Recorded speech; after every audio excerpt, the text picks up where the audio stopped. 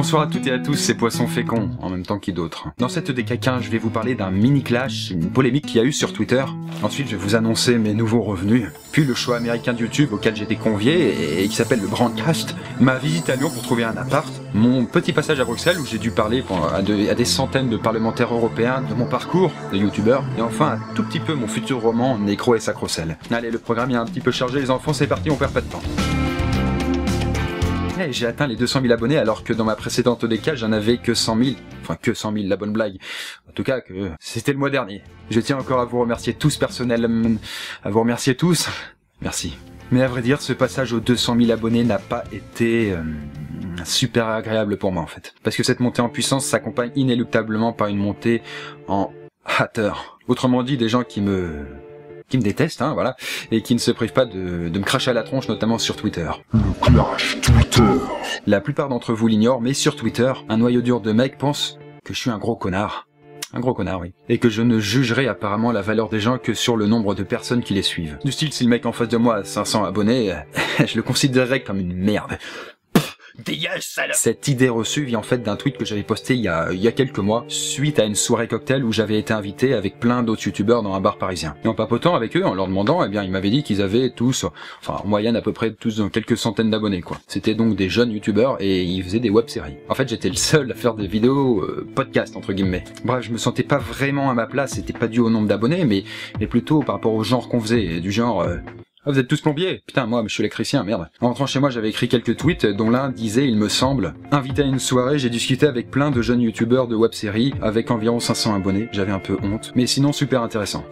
J'avais un peu honte, j'imagine, a dû être interprété comme, j'ai honte de parler à des gens plus petits que moi, mais vous êtes qui, là? Ah, mais tu m'as touché, toi! C'est vrai que c'était très crétin, quand même, la façon dont je l'ai formulé, donc la faute me revient quand même, hein, je l'admets et je suis désolé. J'essayais de dire plutôt quelque chose du genre, j'avais un peu honte d'être l'élément hors sujet de la soirée. Dans le sens où finalement, parmi les gens avec qui j'ai discuté, assez peu ont cherché à savoir ce qui se cachait derrière ce que je faisais, derrière mes podcasts. Des podcasts? Ah.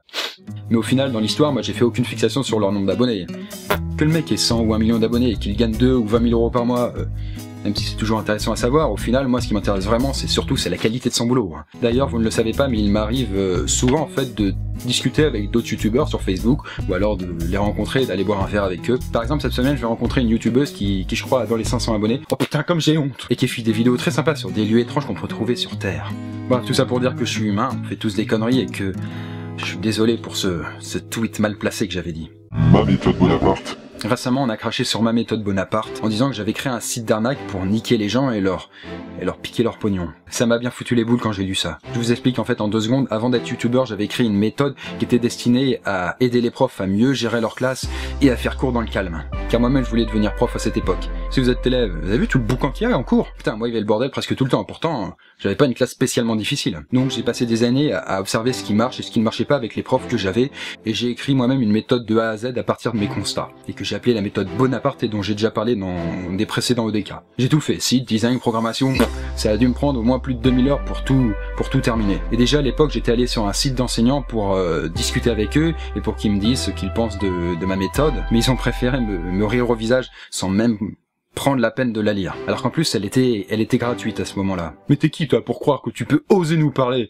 On est des profs nous mon pote. T'es qu'un étudiant, t'es rien du tout, t'es de la merde. Ils étaient incapables d'admettre qu'un étudiant comme moi puisse leur donner des conseils sur leur propre métier. J'en garde encore un souvenir encore assez douloureux. T'es de la merde. Or il se trouve que pourtant ma méthode marche. J'ai reçu depuis sa création des centaines de mails de profs ravis et un peu plus ouverts d'esprit quand même. Et moi en retour, le peu que je touche par rapport au travail investi, c'est autour des 50 à 100 euros par mois.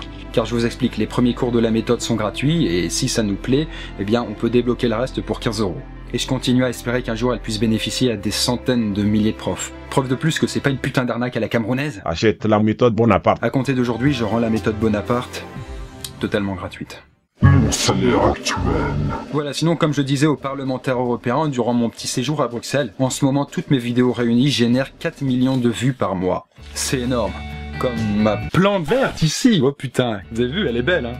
Par contre, j'ai pas pu leur dire mon salaire exact puisque notamment le directeur de la com de Google Europe trouvait ça déplacé de le dire à des politiciens. Donc je leur ai juste dit que je pouvais en vivre maintenant. Mais avec vous, ceux qui me connaissent savent que j'essaye d'être très transparent là-dessus. Donc je vais vous le dire, j'ai fait 4 millions de vues ces 30 derniers jours, qui m'ont généré environ 6 000 $, soit 4 600 €. À cela, il faut retirer les 30% de mon network, Believe Digital, et je touche soit à peu près un peu plus de 3 000 € mensuels net. Oui, je sais, à parler comme ça d'argent aussi décomplexé, il y en a qui pensent, qui croient vraiment que je ne pense qu'à ça. Mais non, c'est tout bête en fait.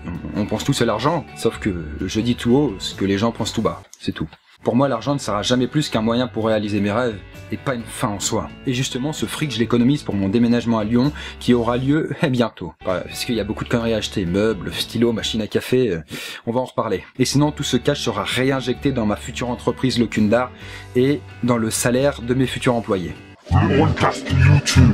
Le 25 septembre a eu lieu le Broadcast YouTube 2014, où tous les grands youtubeurs entre guillemets sont conviés, ainsi que les marques style L'Oréal, Peugeot, mon cul sur le frigidaire, enfin voilà quoi, pour leur donner envie de mettre des sous-sous dans les pubs YouTube, parce que c'est grâce aux marques que YouTube survit. Je suis donc allé au siège de mon network, Believe, qui se trouve à Paris, puis avec les patrons de la boîte, super sympa. On s'est rendu dans une grosse berline jusqu'à la Villette, où était organisé l'événement. Pendant le trajet, je discutais avec Romain, c'était le boss de Believe France, et il me disait que maintenant YouTube faisait des milliards de dollars de bénéfices. Bref, on n'était plus à la situation où il y a quelques années Google avait racheté YouTube, il n'arrivait pas à le rendre rentable et perdait beaucoup d'argent dessus. Tout ça c'est du passé maintenant. Et en arrivant à la Villette où se passait l'événement,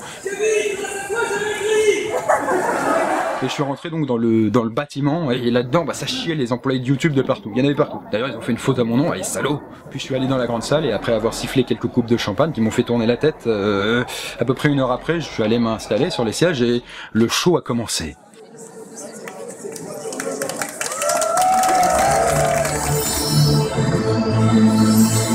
C'est ce que je préfère le plus sur YouTube, cette relation YouTubeuse-abonnée. Et c'est marrant puisque Romain, qui était assis à côté de moi, au lieu de regarder, il était un petit peu en train, à moitié du temps, en train de chiquer putain, c'est merde. Vous savez, le mec blasé, quoi. Bref, après ça, il y avait un méga banquet. Je sais pas ce qu'il y avait dans la bouffe, mais c'était bon. Par contre, j'ai pu serrer la pince et faire la bise à pas mal d'autres youtubeurs. Notamment, je vous fais une petite liste. J'ai pu notamment discuter pas mal avec Kevin du Rire Jaune, Jigmé et Brice Duane. En même temps, j'arrêtais pas de bouffer et de sourire à tout va, donc c'était difficile de me refuser la conversation. Oh, je te reconnais, toi. À un moment, j'ai croisé aussi Squeezie et j'ai pu discuter avec lui. J'étais d'ailleurs assez surpris qu'il me connaisse de ma vidéo sur le salaire des youtubeurs où je parlais de lui à un moment, et au final, non, il l'a pris plutôt bien. D'ailleurs, il m'a confirmé qu'il gagnait vraiment ce que j'avais dit dans la vidéo, mais que quand même, il y avait une bonne partie qui était sucée par les impôts. J'avais aussi croisé Cyprien de loin, mais le pauvre arrivait pas à faire 2 mètres sans se faire harponner par des hommes en cravate et des fans hystériques. Putain, il y a Cyprien!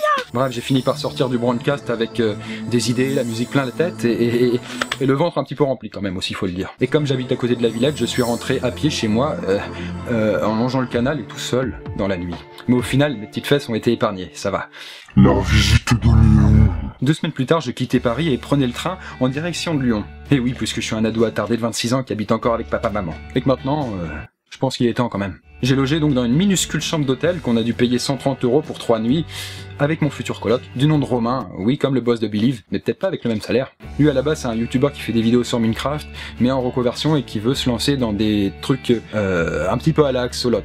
Alors oui, je sais ce que vous allez dire, on se ressemble, il y a un petit côté consanguin un peu dégueulasse, mais j'y peux rien moi. Je porte une salopette, et je touche mes tétons. Et le pire c'est qu'on a dû dormir dans le même lit, pendant 3 nuits. Ce fut pour moi des nuits inoubliables. Ça va, je déconne, on n'est pas gay. Pas encore. Enfin bref, Lyon c'était chouette.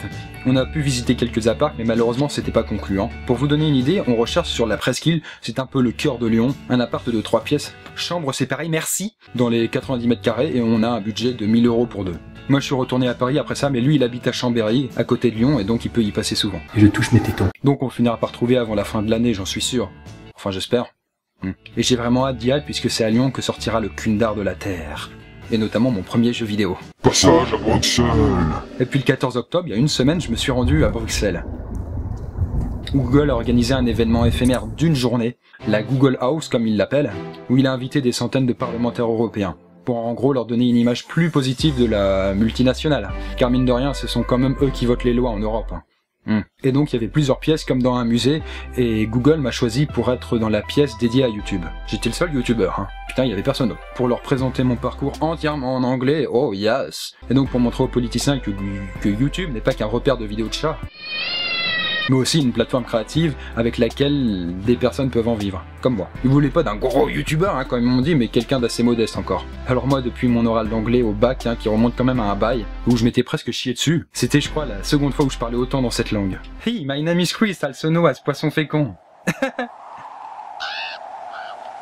Alors je peux vous dire que c'était pas une mince affaire, vu mon niveau, pas pourri, mais scolaire quoi. Mais au final, avec l'aide de 2 mecs bilingues super sympas du staff de Google pour me seconder, un qui bossait à la base à Amsterdam et l'autre à Londres, le second qui s'appelait d'ailleurs Romain, ouais encore un, putain, merde. Alors ça s'est quand même très bien passé. On a enchaîné les groupes de 15 politiciens toute la journée jusqu'à 22h30. Durant mon discours, j'ai essayé de glisser quelques blagues en anglais, alors certains groupes restaient aussi chaleureux que des portes de prison, mais d'autres rigolaient. Bon, c'est déjà ça. Et après le petit cocktail de fin, et où j'étais remercié par tout le staff de Google, je suis reparti avec un Nexus 5 et un coussin YouTube offert. François, le directeur marketing de Google Belgique, m'a raccompagné jusqu'à mon hôtel, dans une chambre payée quand même à près de 490 € la nuit. Bonjour, ça va hein? Oui, Google a de l'argent à claquer, et moi, bon bah ça me change clairement de ma mezzanine pourrie. Elle est pourrie. Et de l'hôtel de Lyon où j'ai dû dormir avec Romain, là, avec l'autre Romain, là. Et je touche mes tétons. Micro et sacro-sel. Et voilà, j'aurais aimé conclure et parler de mon roman de fantasy Nécro et Sacrocel. Mais encore une fois, il y avait trop de choses à dire dans cette déca, putain. Pour ceux qui me découvrent, je rappelle que mon roman ne sortira qu'au format e-book à sa sortie, qu'il sera vendu à moins de 3 € dans tous les cas, puis au format papier s'il marche. Désormais, la nouvelle date probable de la sortie du roman, c'est à la fin de l'année. Hein. Peut-être le jour de Noël, qui sait. Oh, ce serait joli. Oui. Bon, cette fois-ci, sinon, c'est sûr, le prochain ADK sera consacré au roman. Roman, je veux dire. Putain, qui fait chier celui-là, hein. C'est sûr. J'espère. On croise les doigts quand même. Allez, ciao à tous et croyez en vos rêves, hein, parce que personne d'autre le fera pour vous. Moi, j'ai cru au mien et regardez où j'en suis maintenant. C'est pas joli, hein, mais... Et c'est pas terminé. Allez, à bientôt.